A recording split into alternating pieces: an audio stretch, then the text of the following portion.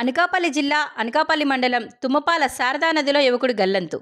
శారదా నదిలో స్నానం చేసేందుకు దిగి గాజువాక్కు చెందిన ఇద్దరు యువకులు మునిగిపోతుండగా వీరిలో ఒకరిని కాపాడిన మత్స్యకారులు. అనకాపల్లి బొజ్జన్నకొండకు పిక్నిక్ వచ్చిన గోపాలపట్నం గాజువాక ఎన్ఏడికి చెందిన సుమారు 10 మంది యువకులు. ఆలస్యంగా ఈ ఘటన వెలుగులోకి వచ్చింది. గల్లంతైన యువకుడు కనిపించకపోవడంతో ఎన్డీఆర్ఎఫ్ బృందాలతో గాలింపు చర్యలు చేపట్టారు. సంఘటనా స్థలానికి చేరుకొని దర్యాప్తు చేస్తున్న పట్టణ పోలీసులు.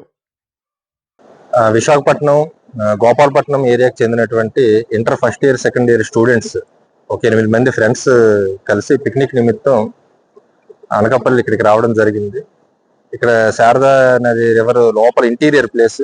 ఆ 8 మంది కూడా ఇక్కడికి వచ్చి ఆడుకుంటుండగా దీంట్లో 2 పిల్లలు మునిగిపోవడం జరిగింది. సాయి తనుజ్, లక్ష్మణ్ అని. ఈలోగా పక్కనే చేపలు పడుతున్నటువంటి లోకేష్ అనే ఒక అబ్బాయి వచ్చి ఒకరిని రక్షించడం జరిగింది. ఇలాగ నీటిలో మునిగిపోతున్నటువంటి లక్ష్మణ్ చేయి పట్టుకొని పైకి తీయడం జరిగింది. దురదృష్టవశాత్తు సాయి తనుజ్ లోపల మునిగిపోవడం జరిగింది.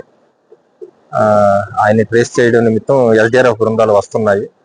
రెవెన్యూ డిపార్ట్మెంట్ వారి నుంచి రిక్వెషన్ సబ్మిట్ చేయడం జరిగింది. ఎస్డీఆర్ఎఫ్ బృందాలు రాగానే గాలింపు చర్యలు చేపడతాం. అయితే ఈ 8 మంది పిల్లలు కూడా వాళ్ళ ఇంట్లో చెప్పలేదు.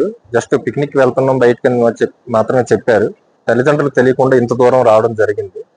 ఇక్కడ గతంలో పంచాయతీ తరఫున మనం డేంజర్ బోర్డ్స్ ఏర్పాటు చేయడం కూడా జరిగింది. అయినప్పటికీ కూడా ఎవరు పట్టించుకోకుండా ఇటు రావడం జరుగుతుంది.